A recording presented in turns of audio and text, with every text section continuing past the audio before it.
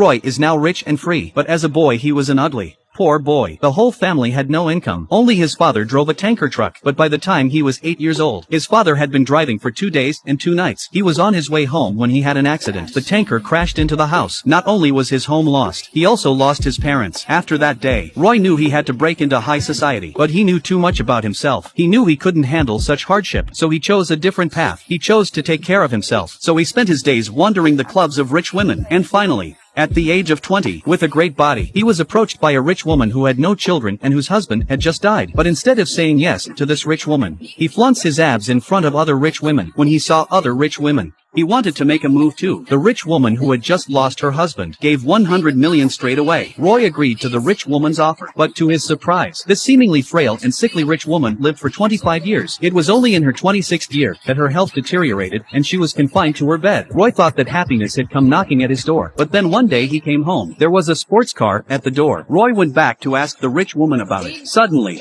a new man came in behind him. He was even more handsome and younger. He was the rich woman's new boyfriend. Not only does he speak sweet words, but he was even better looking. So the rich woman chose to divorce Roy straight away, because there was an agreement in the past.